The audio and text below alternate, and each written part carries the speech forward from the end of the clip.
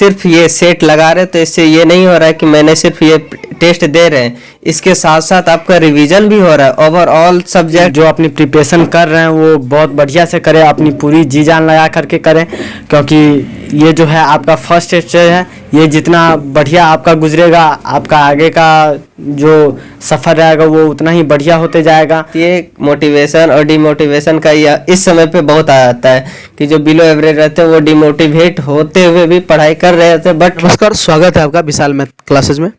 आज हमारे साथ दो टॉपर्स हैं, एक तरफ है अपूर्व जी और एक तरफ है साथ भरत कुमार। ठीक है, इन दोनों से हम बात करेंगे, जानेंगे क्या स्ट्रेटेजी थी इन लोगों की और इन लोगों ने बिहार में टॉप 10 में अपना स्थान बनाया है। तो कुछ न कुछ इन लोगों में कुछ खासियत होगी, क्या टाइम टेबल था, सभी पे हम लोग थोड़ा बहस करते हैं, फिर देखते हैं क्या निष्कर्ष निकल। सबसे पहले आप अपना परिचय दीजिए।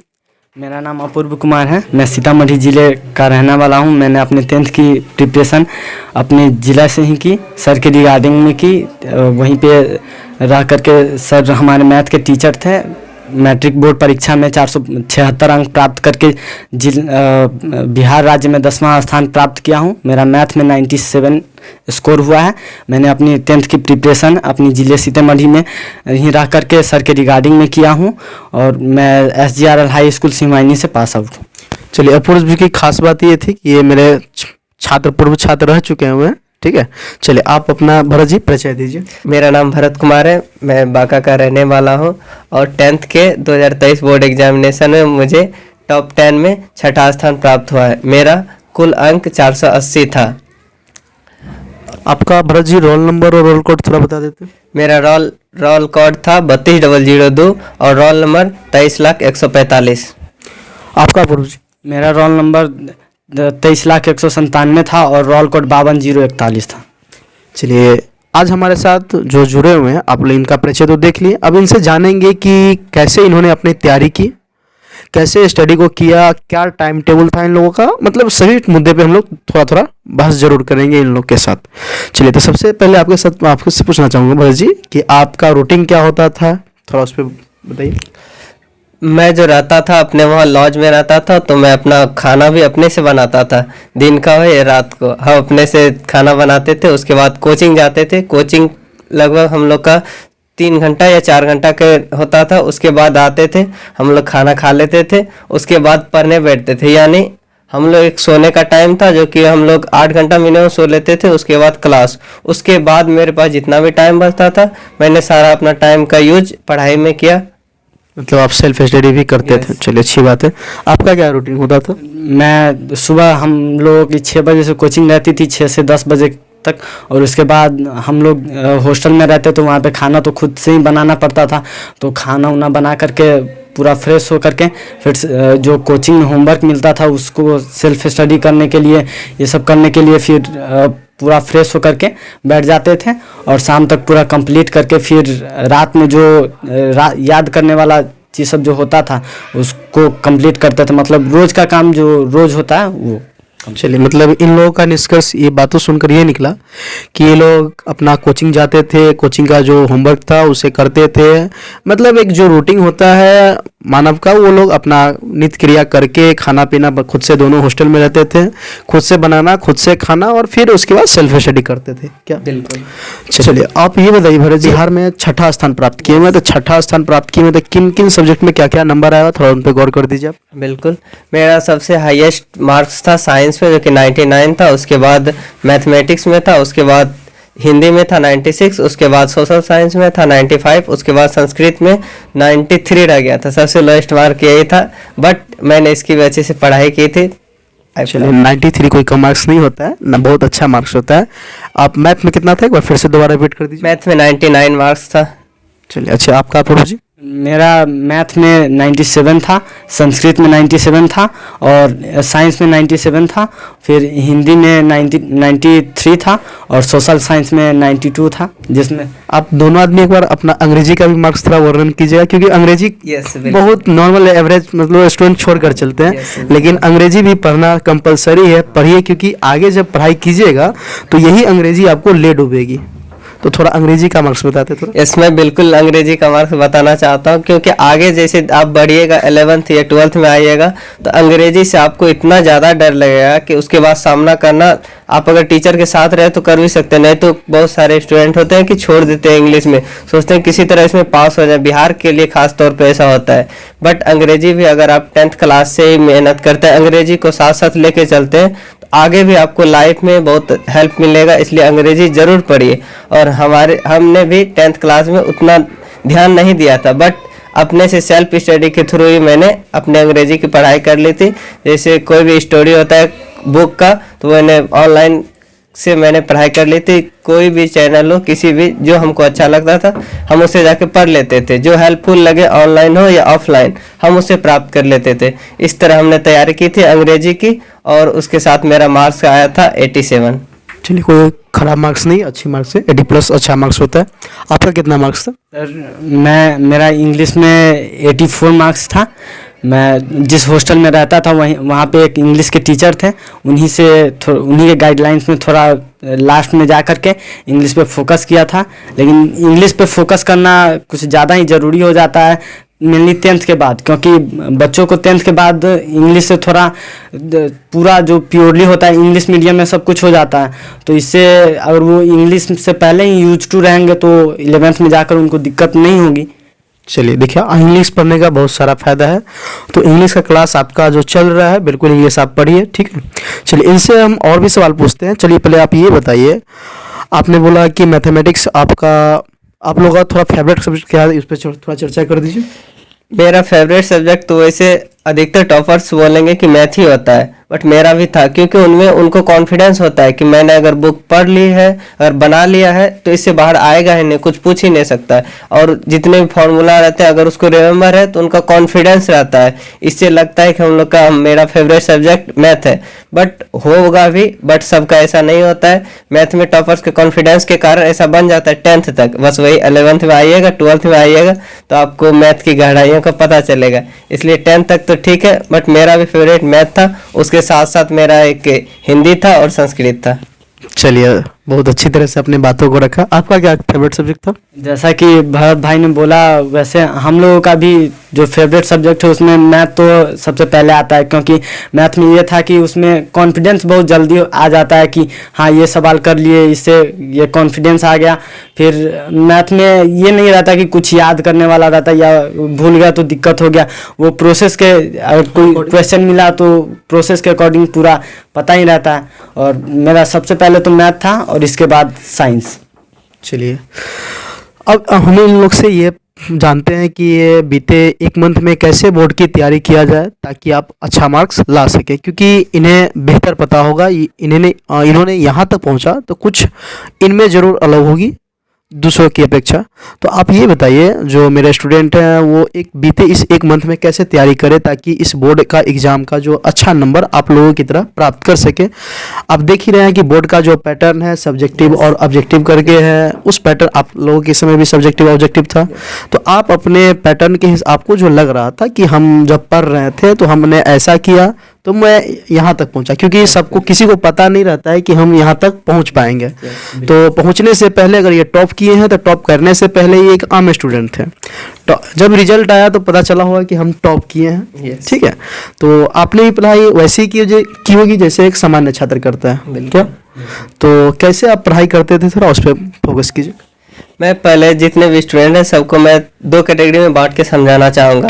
एक होते हैं वो एवरेज और एक बिलो एवरेज, और एक वो जो थोड़ा सा क्लास में भी अव्वल रहते हैं, अच्छे प्रदर्शन करते हैं, चाहे क्लास टेस्ट हो या कोई टेस्ट हो। जो स्टूडेंट ऑलरेडी क्लास टेस्ट में अच्छे कर रहे हैं उनको कॉन्फिडेंस रहता है और उनका इस समय तक लगभग सारा सब्जेक्ट क्लियर हो गया रहता है, चाहे मैथ की बात करें या साइंस की बात करें या संस्कृत या हिंदी, उसके साथ साथ इंग्लिश भी।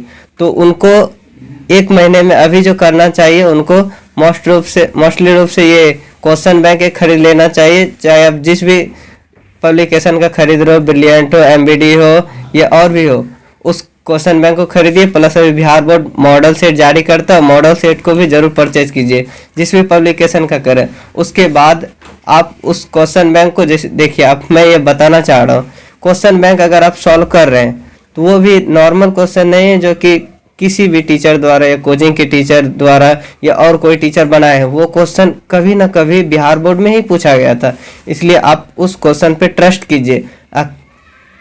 अगर आपसे वो क्वेश्चन बन रहा है तो आपका कॉन्फिडेंस बूस्ट होगा। और मैंने जो किया था इस मतलब लास्ट 1 महीने में, तो मैं क्या करता था, घर पे वो एग्ज़ाम का प्रेशर नहीं होता था तो थोड़ा सा स्टूडेंट फ्री करते थे, तो मैंने अपने प्रेशर को बढ़ाने के लिए टाइम घटा दिया था। 3 घंटा दिया जाता है एग्ज़ाम में, तो मैं क्या करता था कि 2.5 घंटे में टाइमर लगा दिया। उसके साथ साथ चाहे हिंदी का हो या इंग्लिश का हो या मैथ का, कोई क्वेश्चन बैंक उठाए, 2018 का हो या 11 का, कोई लिए एक सेट के तौर पे उसको प्रॉपर वे में सॉल्व करते थे।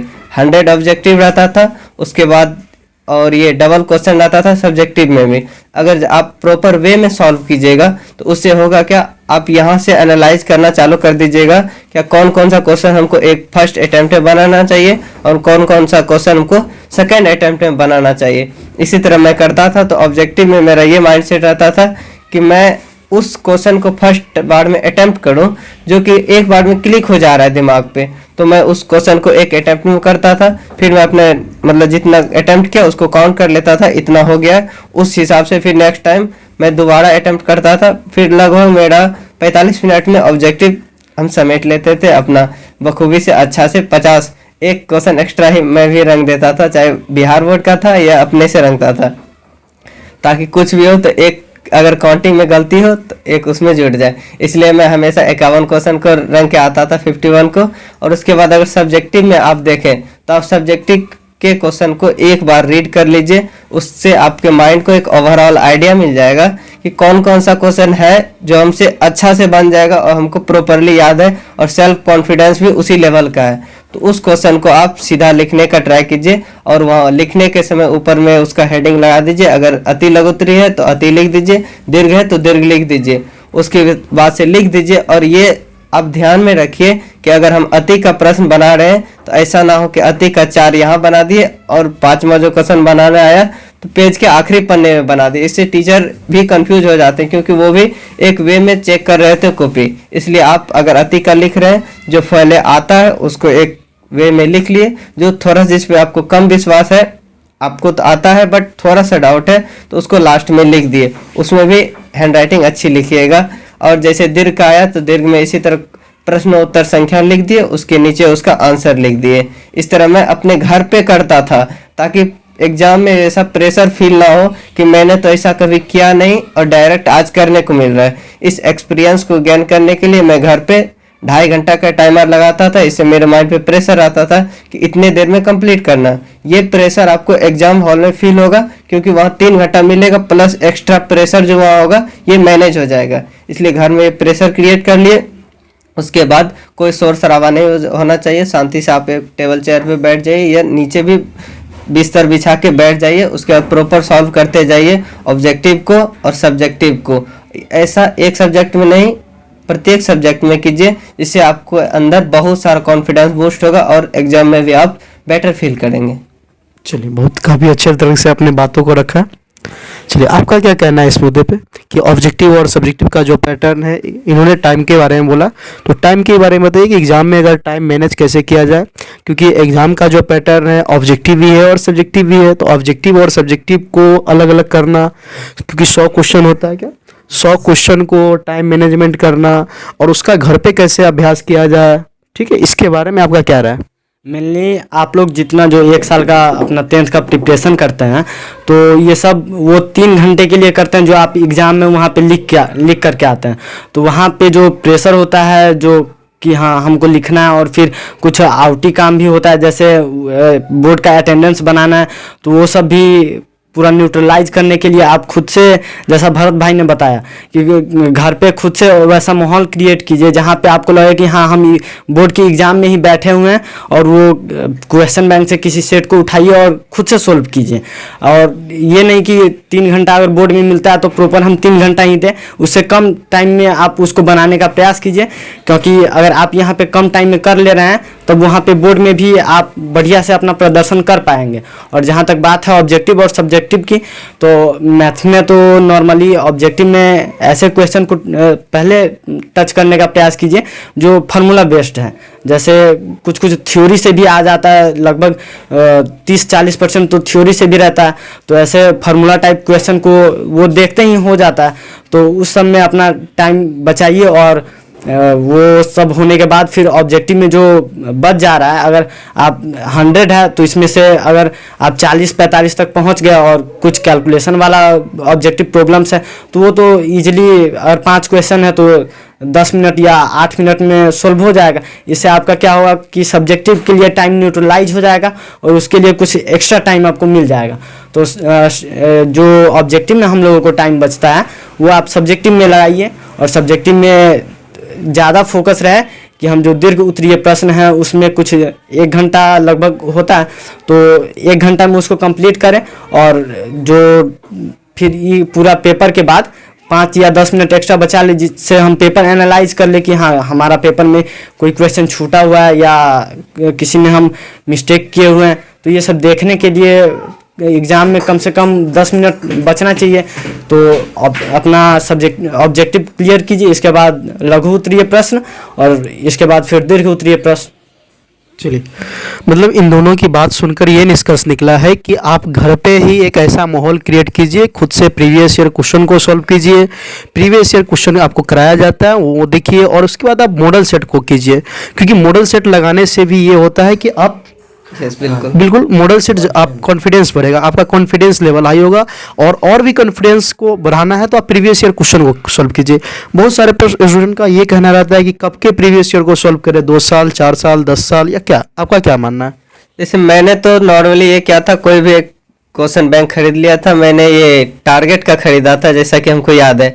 तो मैंने खरीदा, जस्ट यही समय भी था, 1 महीना मेरा भी बचा था। मैंने कोचिंग जाना बंद कर दिया, सर से परमिशन ले लिया था, सर आप कुछ एक्स्ट्रा नहीं पढ़ाने वाले। सर ने बोले नहीं, तुम जाके सेल्फ स्टडी कर सकते हो।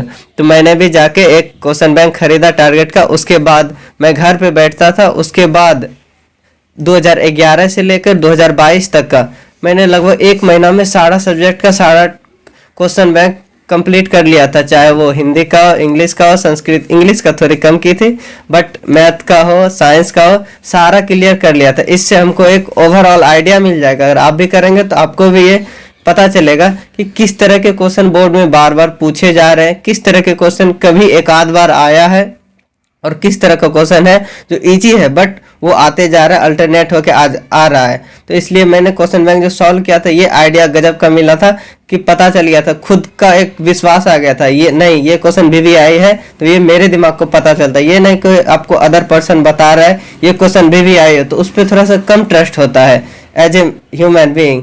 बट जब आप खुद वैसा फेस करेंगे तो आपको आप पे ट्रस्ट बढ़ेगा और सेल्फ कॉन्फिडेंस इसी को कहते हैं। इसलिए मैंने वैसा ही किया था और ये पता चला था। इवन मैंने अगर बताऊं तो हिंदी में और ये संस्कृत में जब मैं एनालाइज कर रहा था ये निबंध के बारे में, हिंदी में भी और संस्कृत में भी, तो मैंने एक लिस्ट भी बना ली थी जिससे कि जितने आज तक में पूछे गए थे 11 से लेकर 22 तक सारा लिख लिया। उसके बाद ये उसके सामने लिख दिया कौन से निबंध को कितना बार पूछा गया था। इससे मेरे माइंड को ये पता चल गया था नहीं ये निबंध 10th निबंध है 10 ठो जो कि बार बार रिपीट हो रहे, बार बार हो रहे, इस बार भी 10 ठो में से कोई तो जरूर आ जाएगा। तो मैंने भी 8 को या उससे रीड कर लिया था, अच्छे से पढ़ लिया था, अच्छे से अपने जहन में बैठा लिया था। उसके बाद एग्जाम में गया, जस्ट वही हुआ, उसी में से आए और मैंने बखूबी उसका उत्तर लिखा वहाँ पे। चलिए, आपने कौन सा मॉडल पेपर बनाया था? हम तो मॉडल पेपर वो भारती का सॉल्व किए हुए थे और बिलियन का सॉल्व किए हुए थे। मॉडल पेपर सॉल्व करने से क्या होता है कि एक बोर्ड का जो पैटर्न है उस वे में आपको क्वेश्चन मिलते हैं और क्वेश्चन को कैसे सॉल्व करें, मतलब आपको एक क्वेश्चन सीट की तरह उसको देखिए और वो जो मॉडल पेपर है उसको वही टाइम अपना न्यूट्रलाइज करने के लिए जो टाइमिंग होता है वो टाइमिंग सेट करके बनाइए। और मेनली ये सब के 1 महीना अभी बचा हुआ है तो इस बीच में आप क्या कर सकते हैं कि मेनली आप क्वेश्चन बैंक पे ध्यान दे सकते हैं, क्योंकि क्वेश्चन बैंक से ये हमको पता हो जाता है कि प्रीवियस ईयर में जो हम जिस एग्ज़ाम की प्रिपरेशन कर रहे हैं वो कैसे क्वेश्चन सब पे ज़्यादा जोर देती है और कौन कौन चैप्टर को ज़्यादा उठाती है। तो इससे जो चैप्टर से ज़्यादा क्वेश्चन आते हैं उस पर हम कुछ ज़्यादा रिवीजन कर दें या उसको कुछ ज़्यादा फोकस कर दें तो उससे स्कोर कुछ ज़्यादा हो सकता है। और हिंदी और संस्कृत में, तो हिंदी और संस्कृत में तो जो अनुच्छेद होता है, जो हमको निबंध लिखने के लिए आता है, तो ये सब नॉर्मली क्या होता है कि बोर्ड 4-5 साल पे रिपीट करता रहता है। तो उसका एक फिक्स पैटर्न है कि हाँ यहाँ तक ये आएगा। एक जैसे निबंध में हो गया तो त्योहार से आता है, फिर ऋतु के बारे में आता है, तो ये सब आ जाता है। तो उससे ये आइडिया मिल जाएगा कि हाँ पिछले बार ये पूछा हुआ था, उससे पिछले ये पूछा हुआ था, तो इस बार क्या आने वाला है, किस टॉपिक से रिलेटेड आने का ज़्यादा चांस बनता है। तो वो इससे हमें क्वेश्चन बैंक बनाने से ये पता चल जाता है। और जो क्वेश्चन जैसे साइंस, सोशल साइंस हो गया या मैथ ही हो गया, तो जो क्वेश्चन बार बार जिस टाइप का क्वेश्चन रिपीटेड है तो उस पर हम कुछ ज़्यादा ध्यान दे देंगे, तो इससे हो जाएगा कि हाँ ये क्वेश्चन सब आने का चांस बनता है। तो मतलब निष्कर्ष ये निकला कि आप कोई भी मॉडल सेट पढ़ सकते हैं। बिल्कुल। मॉडल सेट लगभग सब इक्वली रहता है, इक्वली रहता है।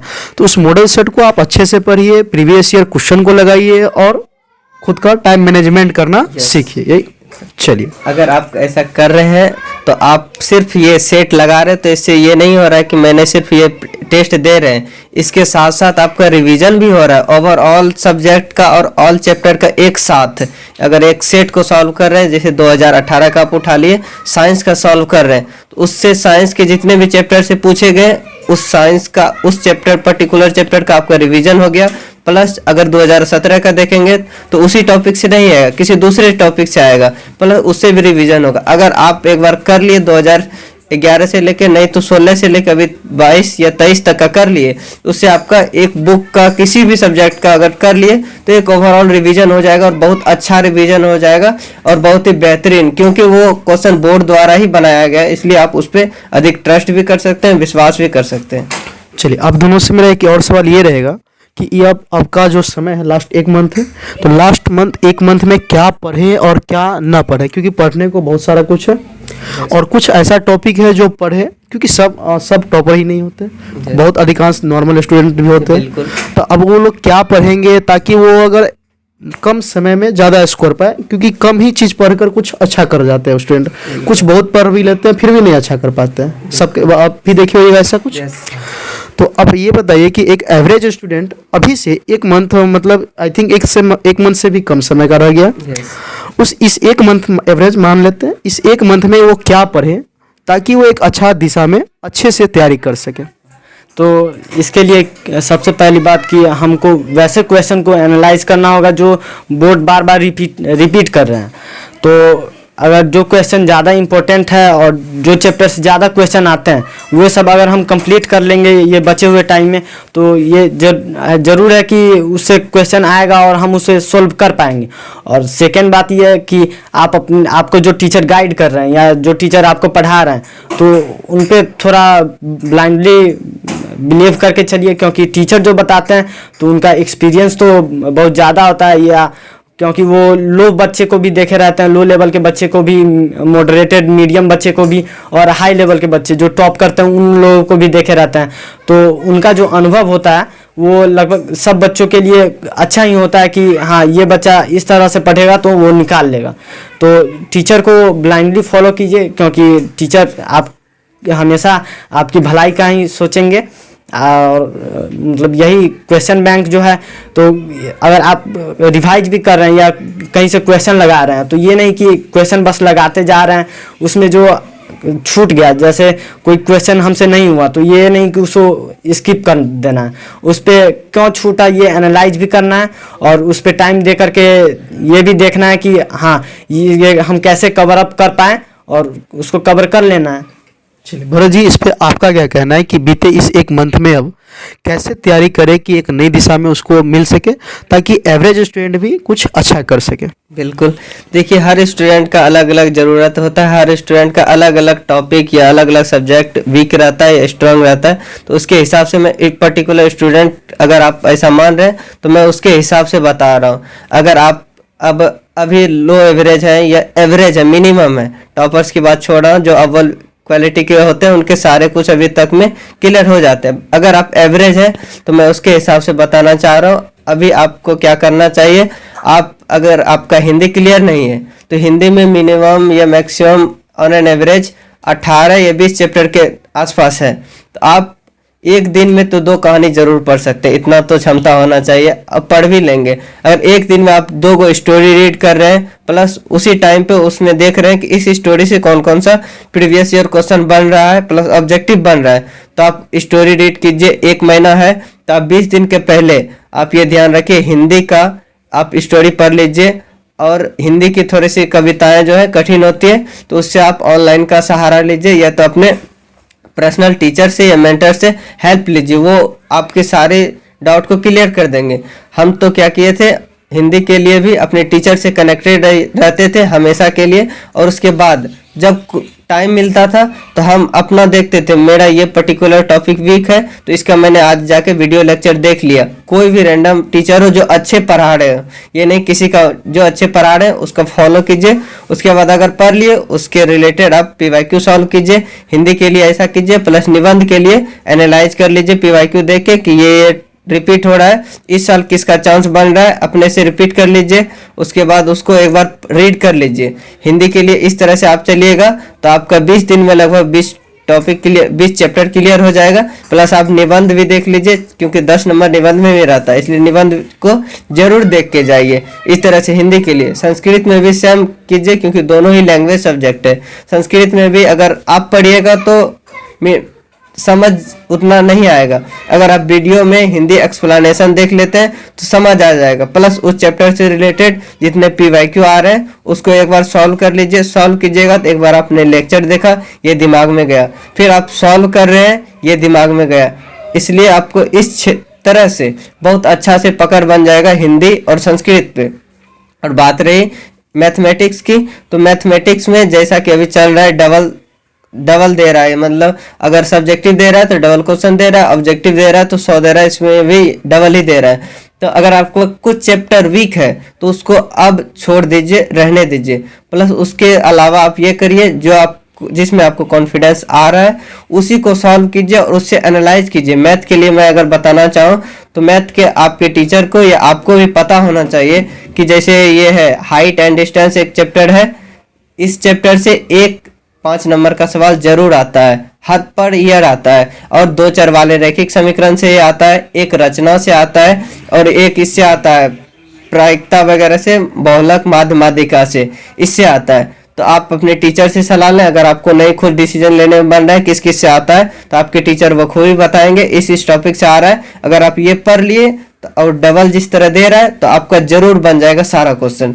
और इसी तरह 2 अंकीय प्रश्न में भी आप कीजिए कि किस किस टॉपिक से आ रहा है, उसके बाद बना लीजिए। जो अभी आपका चैप्टर वीक है उसको छोड़ दीजिए, जो अच्छा है उसको और स्ट्रांग कीजिए ताकि उससे आ भी जाए तो आपका छूटे नहीं। प्लस मैथ में ऑब्जेक्टिव आप डेली कम से कम 25 सॉल्व कीजिए। अगर अभी से आप 25 डेली कर रहे हैं तो 30 से मल्टीप्लाई कर लीजिए। 30 दिन में आपके पास बहुत सारे ऑब्जेक्टिव के ओवरऑल आइडिया आ जाएंगे, प्लस आपके माइंडसेट भी बन जाएंगे कि इस तरह से पूछे जा रहे हैं। और मैथ में अटेम्प्ट करने का सही तरीका है कि आप एक बार देख लीजिए, ऑब्जेक्टिव को भी आप एक बार देखिए कौन कौन सा है जो कि एकदम से स्टेटमेंट में पूछा है कि इसमें से बताइए बहुलक किसका होगा, तो बता दिए। और भी जैसे बहुत सारे क्वेश्चन रहते हैं तो इसमें से कौन से बहुपद है तो बता दिए देख के, किसमें स्क्वायर लगा है वो द्विघात बहुपद हो जाएगा, किसमें क्यूब लगा है वो त्रिघात बहुपद है। एक बार स्टेटमेंट पढ़े, टिक किए, ऐसा क्वेश्चन को फर्स्ट अटेम्प्ट में बनाइए। और जो जिसमें थोड़ा सा कैलकुलेटिव रिस्क लेना पड़े उसको सेकंड अटेम्प्ट में बनाइए। मैथ में ऑब्जेक्टिव भी बनाने में आपको 1 घंटा लग जाते हैं, तो इसलिए इसको मिनिमाइज कीजिए। 1 घंटा से थोड़ा कम भी लगे, 45 मिनट में सॉल्व करने का ट्राई कीजिए। उसके बाद आप जब सब्जेक्टिव बना रहे हैं तो उसको एक प्रॉपर वे में कीजिए। मैथ में अगर नहीं आ रहा है तो ऐसा तो नहीं होगा कि सोशल साइंस या साइंस की तरह हम उसमें कुछ भी लिख देंगे, मैथ में वो नहीं चलेगा। इसलिए आप इस पे ध्यान दें, अगर आ रहा है तो बना दीजिए, अगर नहीं आ रहा है तो वो छोड़ना ही पड़ेगा। सोशल साइंस तो नहीं है, इसलिए अति लघुत्तरी लिखे, उसके बाद सारा प्रश्न सॉल्व कर दिए 15 को, उसके बाद फिर दीर्घ लिखे, उसके बाद सारा प्रश्न। और मैथ में ये ध्यान रखिएगा आपका जो हैंडराइटिंग हो नीट हो, कहीं ये नहीं कि इसको काट दिए फिर उसके बगल में काटे तो एक बार काट के उसके बगल में लिख दें। थोड़ा सा भी गिजमे जुजमे होगा तो उस समय टीचर जो चेक करते हैं उसके माइंड पे प्रेशर रहता है, जितनी ज़्यादा कॉपियाँ चेक करेंगे उसके हिसाब से उसका पैसा बनता है। तो इसलिए आप नीट रखिएगा, एक बार टीचर देखे तो सही कर दे। बस मैथ के लिए ये था। और इंग्लिश को भी आप जरूर ध्यान दें, इंग्लिश का भी सेम यही कीजिए, 3 लैंग्वेज सब्जेक्ट है, हिंदी इंग्लिश संस्कृत। तो इंग्लिश में भी आप यही करें कि उसका वीडियो लेक्चर देखे, उसका समझा दिया, उसके बाद अपने से लिखने का ट्राई कीजिए और ऐसे वगैरह भी देख लीजिए। इंग्लिश एक बार जरूर अपने से पढ़ लीजिए, अच्छा रहेगा। और एक सब्जेक्ट बच गया सोशल साइंस और सोशल साइंस। इस सब्जेक्ट में आप जितने PYQ लगाएंगे तो इससे कॉन्फिडेंस आएगा, क्योंकि ये इसमें 3 कैटेगरी हो जाते हैं। जैसे सोशल साइंस का बात करें तो इतिहास हो गया, ज्योग्राफी हो गया, ये सामाजिक शास्त्र हो गया और एक आपदा प्रबंधन भी ऐड हो जाता है। तो इसलिए आप PYQ अगर सॉल्व कर रहे हैं तो उससे आइडिया मिलेगा किस किस चीज़ से कितना आ रहा है। और ये आपदा प्रबंधन का कुछ लिमिटेड क्वेश्चन नहीं है जो कि आते रहता बार बार। और मैं एक ये भी बता देना, अगर आप PYQ सॉल्व कर रहे हैं, ऐसा तो नहीं है ना कि 2024 में कुछ नया क्वेश्चन बन रहा है, सिलेबस तो लिमिटेड है, उतना से आना है। तो अगर आप सॉल्व कर रहे हैं तो ओवरऑल आपके माइंड को आइडिया मिल जाएगा।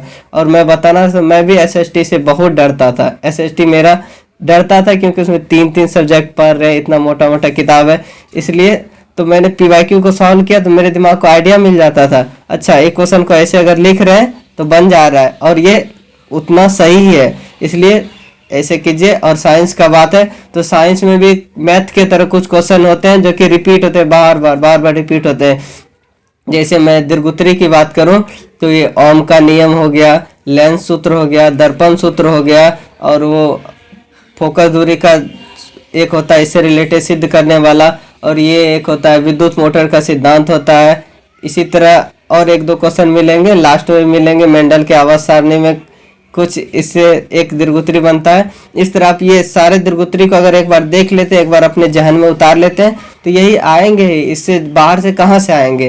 तो यार बन तो नहीं रहे क्वेश्चन, इसलिए आप अपने ऊपर ही विश्वास रखिए और इस तरह सॉल्व कीजिए। साइंस में कॉन्फिडेंस बूस्ट होगा, इसी तरह आप SST में भी कीजिए, कॉन्फिडेंस बूस्ट होगा। क्योंकि एक महीने में आप दोनों में 3 किताबें 4 किताबें पूरी पढ़ नहीं सकते हैं, इसलिए NCERT को ध्यान में रख के उसका क्वेश्चन सॉल्व कीजिए और PYQ कीजिए, 1 महीने में हो जाएगा अच्छा से। कि जो 2024 में जो छात्र एग्ज़ाम देने वाले हैं उसे आप क्या संदेश देना चाहेंगे? सर यही कि जो अपनी प्रिपरेशन कर रहे हैं वो बहुत बढ़िया से करें, अपनी पूरी जी जान लगा करके करें, क्योंकि ये जो है आपका फर्स्ट स्टेज है। ये जितना बढ़िया आपका गुजरेगा, आपका आगे का जो सफ़र रहेगा वो उतना ही बढ़िया होते जाएगा। और कोई ज़्यादा प्रेशर में नहीं है कि हाँ हमको कुछ ज़्यादा ही बच्चा लोग प्रेशर में लास्ट टाइम में आ जाता है, तो उतना भी प्रेशर में मत रहिए। एकदम जो बढ़िया शांत से जो बच्चा पढ़ता है वैसे पढ़िए और ऑल द बेस्ट। अपनी प्रिपरेशन को ध्यान में रख के जो पढ़ाई करना है वो पढ़ाई कीजिए। चलिए भरत जी, आपका इस पे क्या कहना है?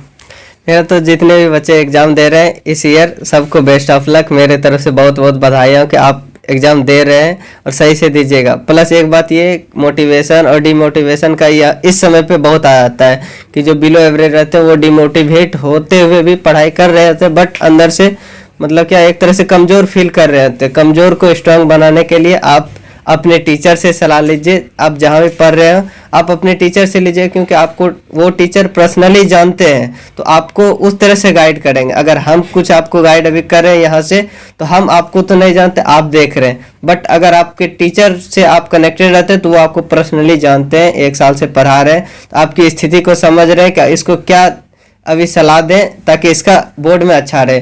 और आप बिल्कुल ही प्रेशराइज फील मत करिए, नॉर्मली पढ़ते जाइए अच्छे से, जिस तरह मैंने बताया है अच्छे से पढ़ते जाइए। और एग्ज़ाम के टाइम में इस समय मैक्सिमम बच्चे मतलब थोड़ा सा अंदर से डर रहता है, हमें भी रहती थी डर कि कैसे एग्ज़ाम में देंगे, कहाँ सेंटर जाएगा, प्लस किस तरह से लिखेंगे, फर्स्ट डे कैसा होगा, ये सबके अंदर रहता है। बट एक ऊपर वाले पे भरोसा रखिए, जो भी होगा आपके साथ अच्छा ही होगा।